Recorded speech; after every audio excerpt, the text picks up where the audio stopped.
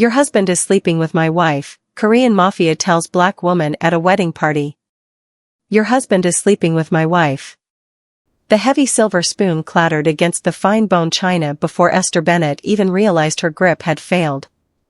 1 second, the weight of the heirloom silver was solid and familiar in her hand, a symbol of the life she had served for 3 years. Cool. Polished. The kind of luxury that made a maid feel like she belonged to the walls she cleaned. The next second, it was a discordant strike against the silence of the marble kitchen. The sound echoed through the penthouse, sharp enough to cut through the heavy morning air.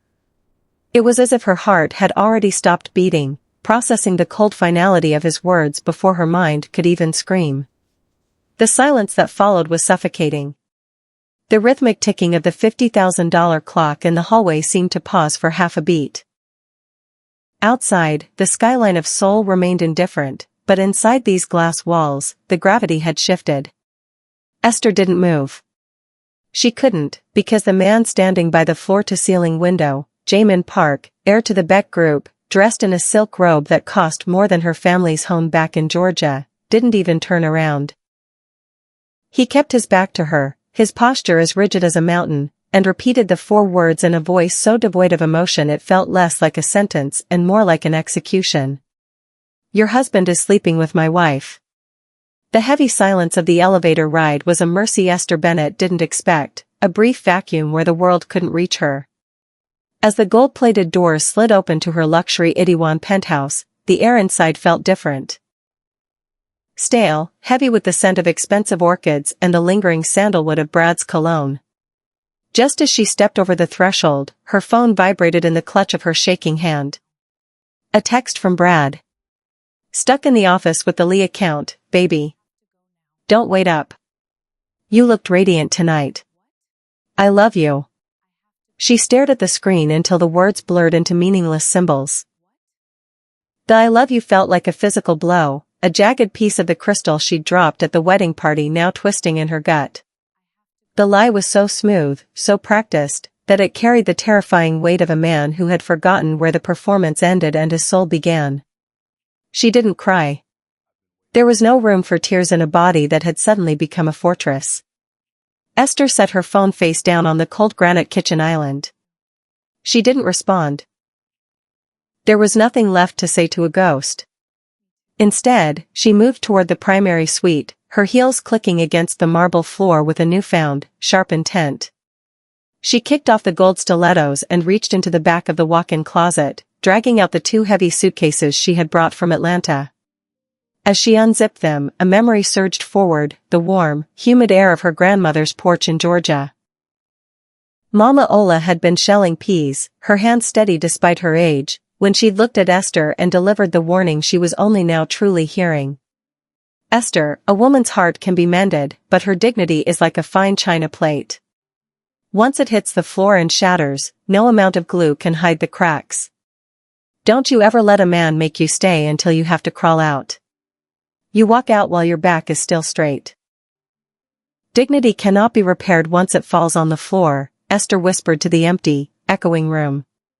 She began the extraction with surgical precision. She ignored the designer gowns Brad had bought her for gallery openings, leaving the silk and sequins hanging like empty skins.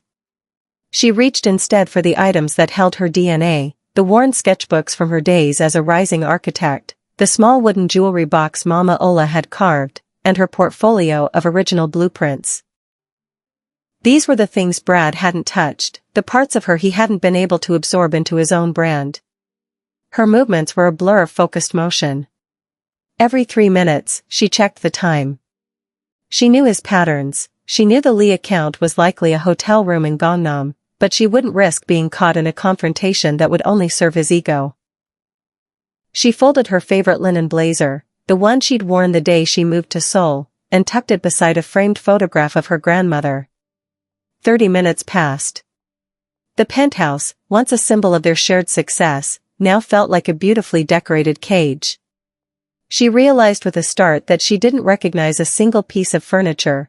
Brad had chosen it all, curating her life as if she were a piece of art he owned. At the 40-minute mark, she stood by the door, the 2 suitcases at her sides. She took one last look at the pristine living room. She didn't leave a note. A note was an invitation for an argument, and Esther was done negotiating for her own value. She picked up her phone, deleted her social media apps, and stepped back into the elevator. As the descent began, Esther felt the first breath of cold, honest air hit her lungs. The extraction was complete. She was no longer a wife in a gilded cage. She was a woman with a straight back, walking away before the floor could claim her. The rainy streets of Seoul blurred into a neon smear against the taxi window as Esther left the ghost of her life in Itaewon behind. She didn't head for the Grand Hyatt or any of the gleaming glass towers where Brad's credit cards would act as a homing beacon. Instead, she directed the driver toward Mapogu, to a boutique hotel tucked into a quiet alleyway that smelled of rain-soaked pavement and old wood. When the doors of the cedarwood sanctuary opened, the air hit her like a physical bomb. It was deep, earthy, and honest, a sharp contrast to the suffocating floral arrangements and manufactured perfection of the penthouse. She checked in under her maiden name, her hands barely trembling as she handed over a debit card Brad didn't know existed. The woman at the desk didn't ask why a woman in a metallic gold evening gown was checking in alone at midnight with 2 suitcases and a shattered expression. She simply bowed and handed over a heavy brass key. The room was small, minimalist, and wrapped entirely in warm cedar planks. Esther dropped her bags, but she didn't sit down. She couldn't. If she stopped moving, the weight of Jaemin Park's whisper would finally crush her ribs. She moved to the window, watching the distant lights of the city, and finally dialed the only person who could hear the truth without judgment. "Sarah," Esther whispered when the call connected. "It's over." It was all a lie. On the other end of the line, 3,000 miles away, there was a sharp intake of breath, then silence as Esther poured it out: the wedding, the champagne glass, the Mafia boss with the surgeon's voice, and the 4 months of practiced deception. She waited for the pity, for the "I told you so," or the sobbing outrage. Instead, Sarah's voice came through with the steady, piercing clarity of a lighthouse. "Esther, listen to me. You think you've been broken, but you haven't. You've been unlocked." "Unlocked?" Esther laughed, a dry, brittle sound that caught in her throat. "He took everything, Sarah. My career, my trust, my time. I'm standing in a wooden box in Mapo with nothing but a grandmother's photograph and a blazer." "No," Sarah countered, her tone firming into that particular Lagos-born steel. "Brad didn't break your life, he exposed the cracks that were already there. That man at the wedding, that Jaemin, he didn't drop a bomb. He handed you a key. Brad spent 4 months building a cage around you, and tonight, the universe sent someone to unlock the door. This isn't a tragedy, Esther. It's an opening. You are finally free from the burden of believing in a man who never existed." Esther leaned her forehead against the cool cedar wall, the scent of the wood filling her senses. For the first time since the glass hit the marble, her heartbeat began to find a rhythm that wasn't dictated by panic. Sarah was right. The gold dress, the Itaewon dress, the radiant wife, it was all a costume for a play that had just been cancelled. "I don't know who I am without the cage," Esther admitted, her voice finally cracking. "That's the best part," Sarah said softly. "You get to remember who you were before you started shrinking yourself to fit inside it. Go to sleep, Esther. Tomorrow, you stop being a victim and start being the architect again."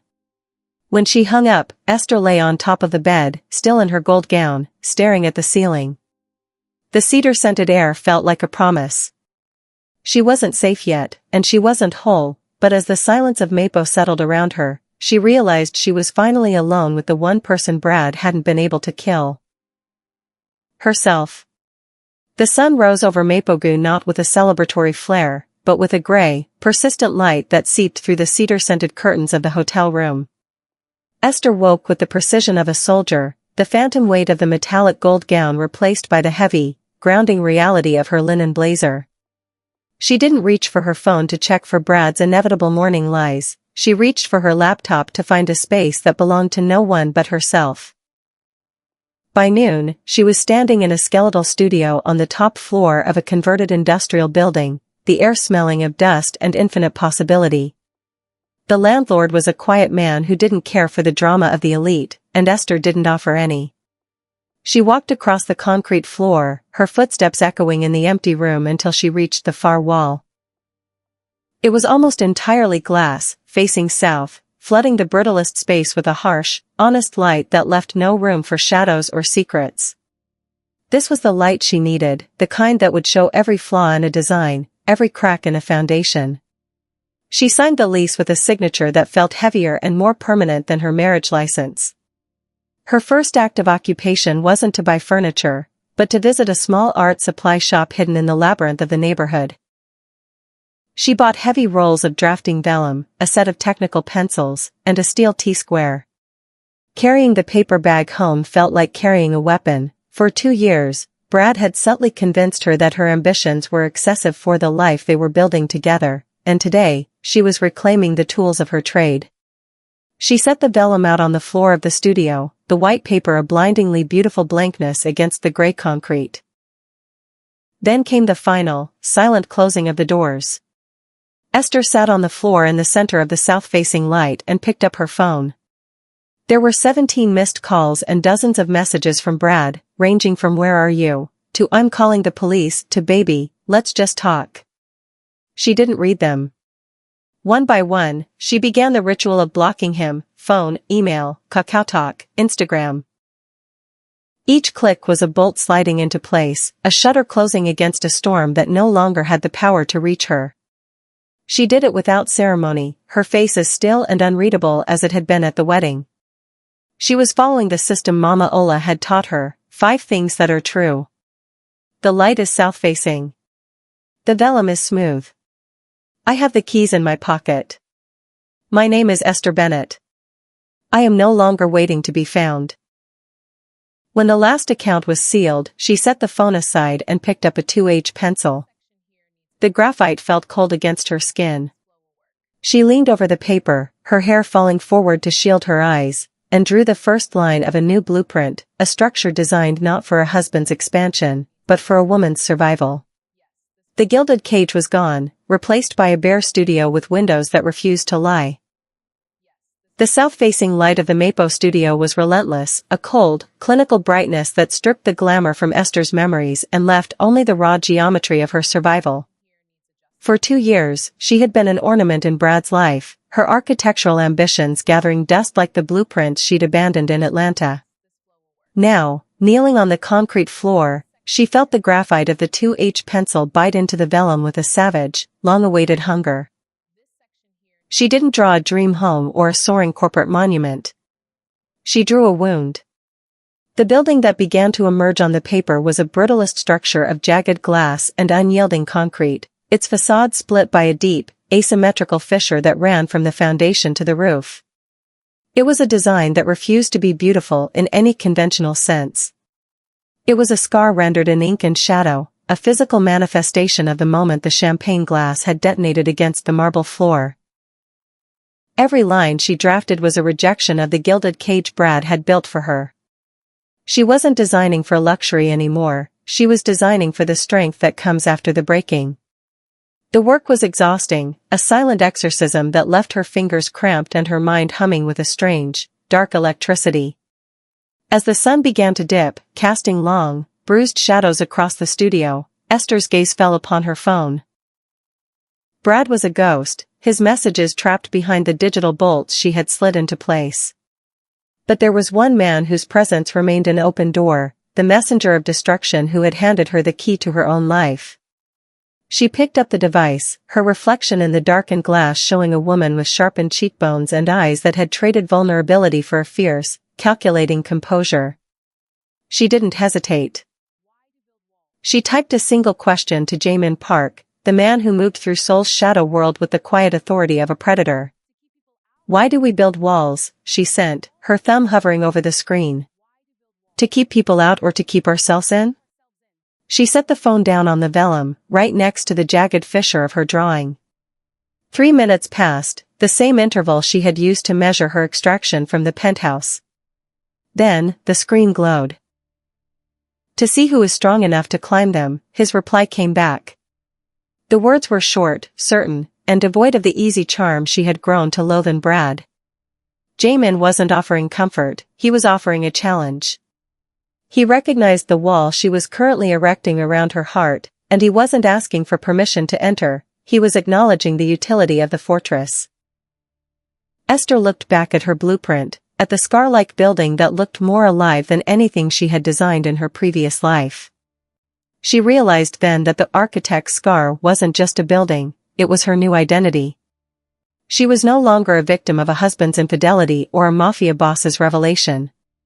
She was the designer of her own isolation, the mistress of a space where only those strong enough to scale the walls would ever be allowed to see what lay beneath the concrete. She picked up her pencil again, the graphite a steady weight in her hand, and began to detail the interior of the fissure, turning the void into a place of light. The following night, the south-facing light of the studio had long since faded into a bruised purple twilight. Esther left her architect's scar behind, the jagged lines of her blueprint still burning in her mind's eye as she navigated the narrow, winding alleys of a neighborhood that felt a world away from the sterile luxury of Itaewon. She was looking for the address Jamin had sent, a location that wasn't a corporate headquarters or a hidden warehouse, but a humble Pojamika street stall. The orange tarp of the tent glowed like a beacon in the cold soul mist, and as she pulled back the heavy plastic flap, the scent of spicy rice cakes and fish cake broth enveloped her, a warm, sensory contrast to the clinical cedar of her hotel. Jamin Park was already there. He had shed the armored black tuxedo of the wedding party for a simple charcoal overcoat, his dark hair slightly dampened by the rain. He looked less like the messenger of destruction and more like a man who had spent a lifetime carrying the weight of the city on his shoulders. Beside him, an elderly woman moved with the lethal efficiency of a seasoned artisan. This was Halmoni Kim, the matriarch of the Beck Group's shadow world, her face a map of decades survived in a landscape of predators. Esther didn't hesitate. She sat on the low wooden stool next to Jamin, her metallic gold gown now replaced by the sharp, protective lines of her linen blazer. She didn't wait for an introduction or a polite greeting. She simply looked at the steaming bowl of tteokbokki Halmoni Kim set before her and picked up her chopsticks. The old woman watched Esther with eyes that were as cold and observant as her grandson's. She saw the way Esther's hands didn't shake, the way she didn't flinch when Jamin's shadow fell across her, and the way she met the mafia boss's gaze with the steady, calculating composure of a woman who had already lost everything and realized she was still standing. "She is not afraid of you," Halmoni Kim said in Korean, her voice a low rasp that cut through the steam of the pots. She wasn't speaking to Esther, she was speaking to Jamin. "Most people look at you and see a monster, or a mountain to be climbed. She looks at you and sees a person who is just as tired as she is." Jamin paused, his glass of soju halfway to his lips. For the first time since Esther had met him, the impenetrable mask of the Beck Group's leader flickered. There was a moment of genuine recognition in his eyes, a flash of humanity that didn't involve strategy or threats. He looked at Esther, not as a tool in a game against their cheating spouses, but as a fellow architect of a broken world. "Halmoni thinks you have the heart of a survivor," Jamin said, translating quietly, his voice losing its surgical edge. "I have the heart of someone who is done being a guest in other people's lives," Esther replied, her voice level. She looked at the old woman and nodded, a silent acknowledgement of the assessment she had just passed. In that small, orange-lit tent, the power imbalance shifted. Jamin wasn't just a benefactor anymore, he was a man who had finally been seen. And for Esther, the monster she was supposed to fear had become something far more dangerous, a partner. The warmth of the Pojamika was a distant memory the following afternoon when Esther stood in the center of her Mapo studio, the south-facing light illuminating a different kind of wreckage. The architect's scar blueprint was now pinned to the wall, but the floor was covered in a sprawling mosaic of bank statements, shell company registrations, and wire transfer logs. Jamin's trusted advisor and childhood friend, Taehyun Kim, moved through the space with a grim, rhythmic precision, dropping a final thick folder onto the concrete floor. "Sex is a distraction," Taehyun said, his voice flat and professional, cutting through the heavy silence of the room. What they've been doing for the last 4 months isn't just an affair, it's a liquidation. Brad Vance and Hannah Park haven't just been sharing a bed, they've been sharing a ledger. Esther knelt among the papers, her fingers grazing a document that bore her forged signature. She felt a cold, metallic taste in her mouth as she traced the path of her own personal trust fund, money Mama Ola had saved for decades, being siphoned into an offshore account in the Cayman Islands. Brad hadn't just betrayed their vows, he had been systematically dismantling her future while she slept beside him. The gilded cage wasn't just a metaphor for her lack of career, it was a distraction meant to keep her eyes away from the vault. Taehyun tapped a highlighted section manifest. They aren't just hiding money. They're planning to flee. Next Thursday, while the Beck Group is preoccupied with the quarterly board meeting, they have a private charter booked for Switzerland.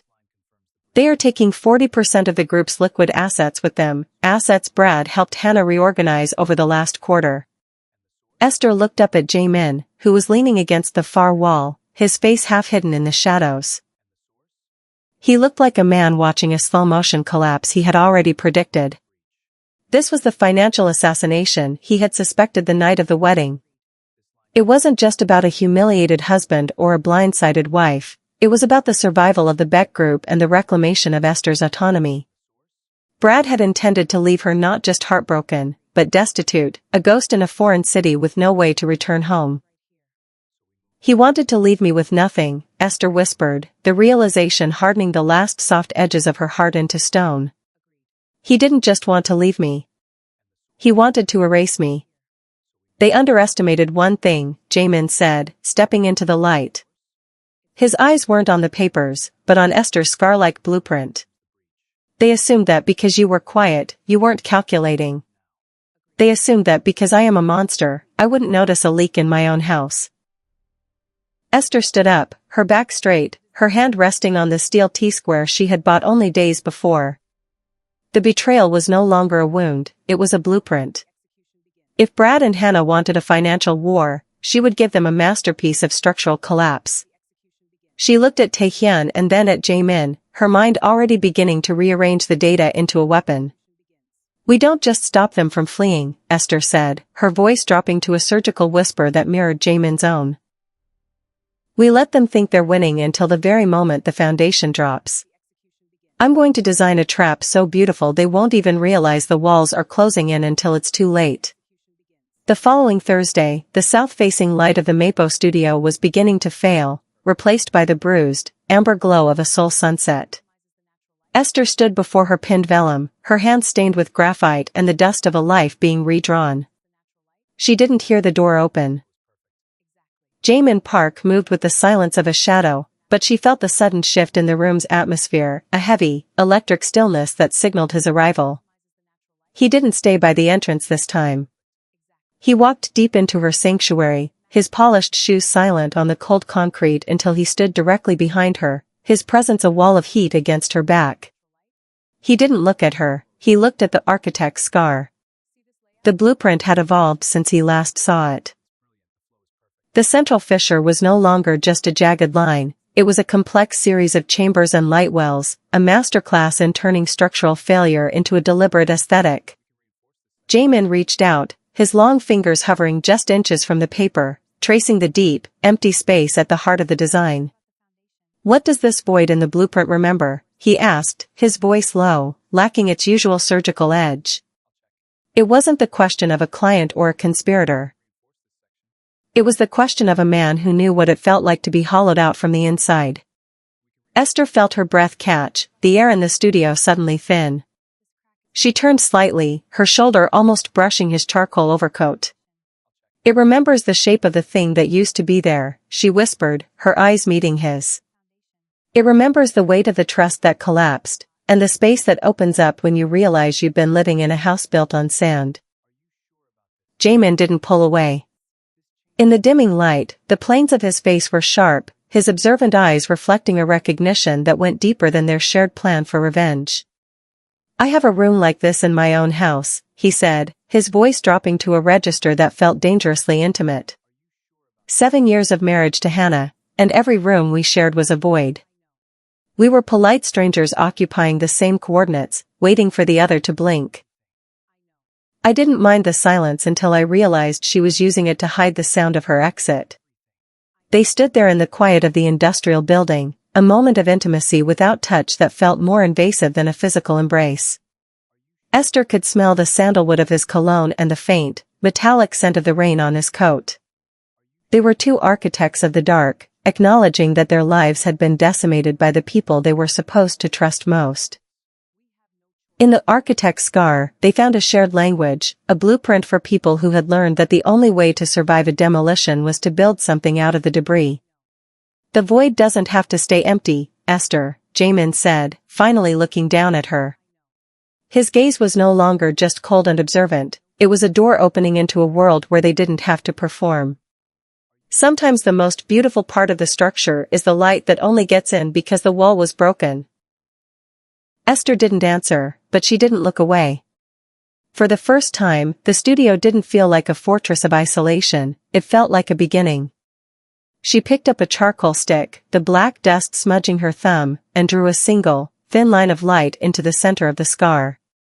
The Grand Hyatt ballroom was a sea of shimmering glass and high-stakes whispers, a mirror image of the wedding party where Esther's world had first splintered. Tonight was the unveiling of Brad's Vance Horizon project, a luxury real estate development that he believed would be his crowning achievement in Seoul. Brad stood near the champagne tower, adjusting his silk tie with the practiced confidence of a man who believed his secrets were buried beneath layers of offshore accounts and charming smiles. When he saw Esther enter, he straightened, a look of smug relief crossing his face. He assumed her week-long disappearance had been a bout of dramatic hysterics, and that she had finally crawled back to the comfort of his shadow. But the woman walking toward the stage was not the wife he remembered. Esther Bennett was radiant in a structured burgundy gown, the deep red of a healing wound, accented by the same metallic gold of her grandmother's jewelry. She didn't arrive alone. She was flanked by Jamin Park, who moved through the room with a cold, predatory grace that made the air around them turn to ice. The murmurs of the elite died down as the two most powerful people in the room, the architect of the scar and the head of the Beck Group, took their place at the center of the light. Brad stepped forward, a rehearsed apology on his lips, but Esther walked past him as if he were nothing more than a structural flaw. She took the microphone, her face a mask of regal stone under the warm chandeliers. "Ladies and gentlemen," Esther began, her voice steady and echoing with a surgical clarity. "Tonight, we celebrate the Vance Horizon. As an architect, I was asked to review the structural integrity of this vision. But what I found wasn't a foundation. I found a house of cards." A ripple of unease moved through the crowd. Brad's smile faltered, his eyes darting toward the exits where Jamin's men, including Taehyun, now stood like sentinels. "When you build with stolen materials and hollow promises, the collapse is inevitable," Esther continued, her gaze locking onto Brad's.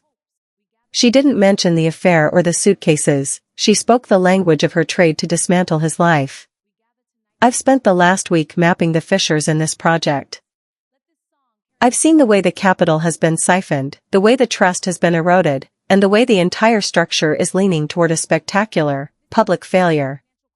Behind her, a digital screen flickered to life, showing not the glossy renders of the Vance Horizon, but the jagged, devastating lines of the architect's scar overlaid with the paper trail of Brad and Hannah's financial crimes. It was a masterpiece of exposure. Brad's face drained of color as the Vance Horizon was revealed for what it truly was, a fraudulent shell meant to fund his flight to Switzerland. Esther set the microphone down on the marble podium. The silence that followed was absolute, broken only by the sound of Jamin stepping forward to stand at her shoulder. She had delivered the speech not as a victim seeking pity, but as a strategist delivering a verdict. She had used her expertise to pull the final thread, and as she watched Brad's world begin to cave in under the weight of the truth, she felt the last of her own chains fall away. The gala of reckoning had begun, and for the first time in years, Esther was the one holding the blueprint. The sirens outside the Grand Hyatt were a distant, rhythmic wail, fading into the white noise of the Seoul night as the high society vultures dispersed to find new scandals to pick clean. Brad's ruin had been absolute, a structural failure so public that not even the most expensive lawyers in the city could find a crack in the evidence. He had been let out through a side exit, his face ghostly and stripped of its mask, while Hannah had vanished into the exile of a quiet, forced separation facilitated by the Beck Group's lawyers. The Advance Horizon was dead, but as Esther stood in the center of her Mapo studio an hour later, she felt no rush of triumphant adrenaline. Only the deep, resonant stillness of a foundation that had finally stopped shifting. The south-facing windows were dark now, reflecting the interior of the studio back at her like a mirror. She wasn't wearing the burgundy gown anymore, she was back in her linen blazer, her hands scrubbed clean of the gala's glitter but still carrying the faint, familiar scent of graphite. She wasn't alone. Jamin Park sat on a low drafting stool near the center of the room, his charcoal overcoat draped over the back of a chair. He didn't look like a mafia boss or a messenger of destruction. In the dim light of the studio, he looked like a man who had finally put down a weapon he'd been carrying for a decade. There were no grand declarations of love, no cinematic reunions, and no promises of a happily ever after that neither of them believed in. Those were the ornaments of the lives they had just dismantled. Instead, Jamin rose and walked to the small kitchenette in the corner, pouring 2 glasses of plain water from a glass pitcher. He handed one to Esther, his fingers brushing hers for a brief, grounded second. They drank in silence, the cool water a shared ritual of survival. It was a moment of intimacy without touch, an acknowledgement that they were the only 2 people who truly understood the cost of the demolition. "What happens to the architect's scar now?" Jamin asked, his voice low and devoid of strategy. He was looking at the blueprint pinned to the wall, the jagged fissure now detailed with the thin, purposeful lines of light Esther had added. "The scar stays," Esther replied, her voice steady and sure. "You don't erase the history of the break. You just build around it until the structure is stronger because of the void." She walked to the drafting table and cleared away the last of the legal documents and bank statements, the debris of Brad's betrayal. She unrolled a fresh sheet of vellum, the white surface a blindingly beautiful blankness under the desk lamp. She didn't wait for him to leave. She picked up her 2H pencil, the weight of it familiar and honest. "I'm starting a new project," she said, looking at the empty paper. "A legitimate development for the Maple waterfront. No shell companies. No hidden ledgers. Just a building that knows how to hold its own weight." Jamin stepped closer, looking at the blank vellum. "A joint venture?" "A partnership," Esther corrected, meeting his gaze. "Based on the truth. Nothing more, nothing less." He nodded once, a sharp, purposeful movement. He didn't offer to help, he simply stood by her side as she drew the first line of the final draft. The gilded cage was a memory, and the messenger of destruction had become a silent witness to her rebirth. As the pencil moved across the paper, Esther realized that the most honest thing she had ever built wasn't a building, it was the woman she had become among the ruins. 6 months later, the Maple waterfront was no longer just a collection of industrial ghosts. At the center of the district stood the frame of a new structure. Not a jagged scar this time, but a building of light and reinforced glass that seemed to breathe with the rhythm of the Han River. It was the first physical manifestation of the Beck Group's legitimate development arm, a project designed entirely by Esther Bennett. Esther stood on the observation deck of the unfinished penthouse, her sleek black hair polished and her gaze fixed on the Seoul skyline. She was no longer the woman in the metallic gold gown, blindsided by a whisper.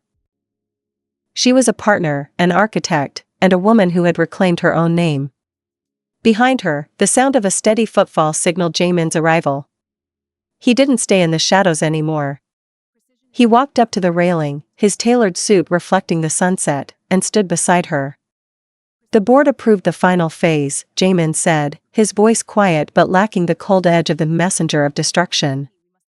"They're calling it the most honest design the city has seen in decades." "It's because it doesn't try to hide its bones," Esther replied, her hand resting on the concrete railing she had specified in the plans.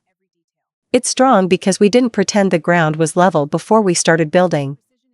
They looked out over the city together. In the distance, the lights of Itaewon and Gangnam twinkled, reminders of the gilded cages they had escaped. Brad was a ghost of the past, his name erased from the registries, and Hannah was a lesson learned in the dark. There was still no talk of happily ever after, but as the sun dipped below the horizon, Jaemin reached out and placed a small, velvet box on the railing between them.